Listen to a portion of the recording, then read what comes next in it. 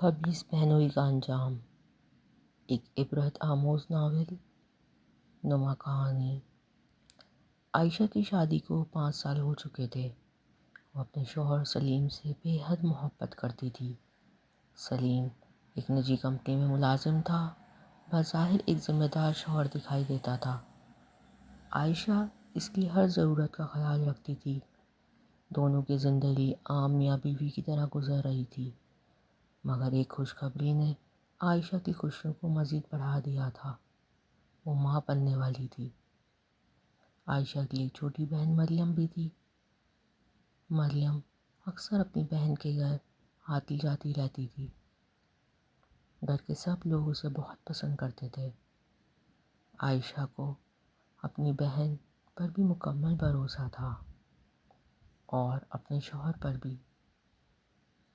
شروع میں سلیم صرف عام گفتگو کرتا تھا، لیکن آہستہ آہستہ اس کی نظریں بدلنے لگیں۔ وہ مریم کی تعریفیں کرتا، اسے مہنگے تحفے دیتا اور مختلف بہانوں سے اس سے رابطے میں رہنے کی کوشش کرتا۔ مریم نے پہلے تو اسے نظر انداز کیا، مگر مسلسل توجہ اور میٹھی باتوں نے اسے کمزور کر دیا۔ سلیم نے اسے یقین دلایا کہ وہ اپنی بیوی سے خوش نہیں اور صرف خاندان کی وجہ سے یہ رشتہ نبھا رہا ہے۔ میں تم سے محبت کرتا ہوں، ایک دن سلیم نے مریم سے کہا۔ مریم جانتی تھی کہ یہ غلط ہے، لیکن وہ جذبات کے ہاتھوں مجبور ہوتی جا رہی تھی۔ کچھ ہی مہینوں میں دونوں کے درمیان خفیہ تعلق قائم ہو گیا۔ دوسری طرف عائشہ اپنے آنے والے بچے کے خواب سجانے میں مصروف تھی۔ اسے اندازہ بھی نہیں تھا کہ جن 2 لوگوں پر وہ سب سے زیادہ اعتماد کرتی ہے، وہی اس کی پیٹھ پیچھے اسے دھوکہ دے رہے ہیں۔ ایک رات عائشہ نے سلیم کا موبائل دیکھا۔ ایک پیغام اس کی نظر سے گزرا۔ میں تمہارے بغیر نہیں رہ سکتی۔ یہ پیغام مریم کے نام سے تھا۔ عائشہ کے ہاتھ کانپنے لگے۔ اس نے مزید پیغامات پڑھے تو اس کے قدموں تلے زمین نکل گئی۔ اس کی آنکھوں کے سامنے اندھیرا چھا گیا۔ اسے یقین نہیں آ رہا تھا کہ اس کی اپنی بہن اور شوہر اس کے ساتھ اتنی بڑی خیانت کر سکتے ہیں۔ اگلے دن اس نے دونوں کا سامنا کیا۔ یہ سب کیا ہے؟ عائشہ چیخی۔ کمرے میں خاموشی چھا گئی۔ مریم سر جھکائے کھڑی تھی، جبکہ سلیم کے پاس کوئی جواب نہ تھا۔ گھر میں طوفان آ گیا۔ والدین، رشتہ دار اور سب لوگ جمع ہو گئے۔ ہر طرف شرمندگی اور بدنامی تھی۔ کچھ ہفتوں بعد عائشہ نے فیصلہ کر لیا کہ وہ ایسے شخص کے ساتھ زندگی نہیں گزار سکتی جو اس کی عزت اور اعتماد کو رون چکا ہے۔ اس نے طلاق لے لی۔ طلاق کے بعد سلیم نے مریم سے شادی کر لی۔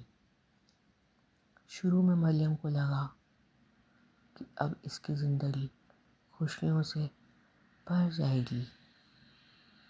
وہ سمجھتی تھی کہ اس نے محبت حاصل کر لی ہے، لیکن حقیقت جلد سامنے آ گئی۔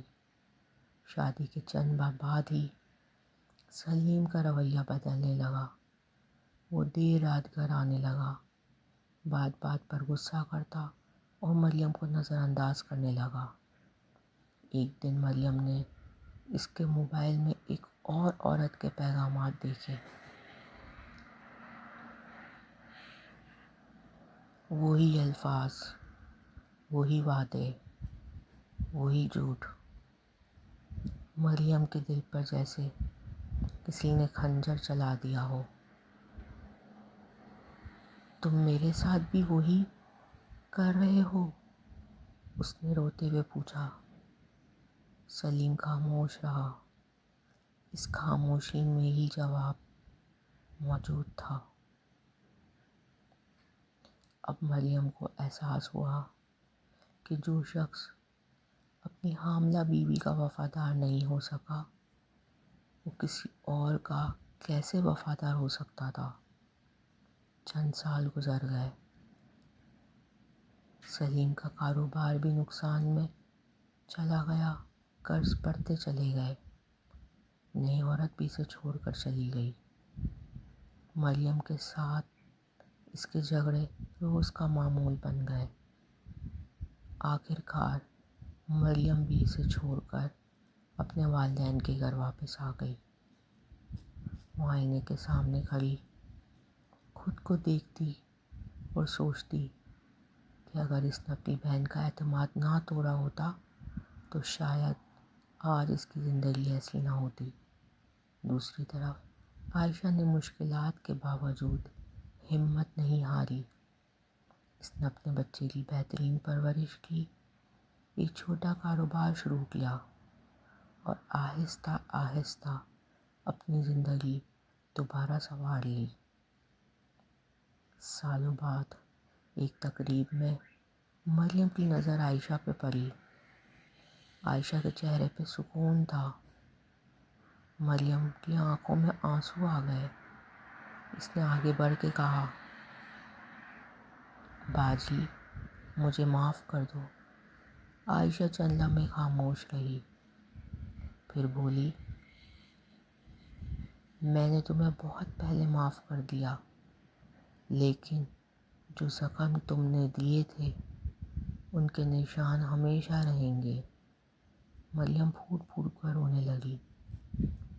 اس دن اسے سمجھ آیا کہ بعض غلطیاں وقتی خوشی تو دے سکتی ہیں، مگر ان کی سزا برسوں تک انسان کا پیچھا کرتی رہتی ہیں۔ اللہ حافظ۔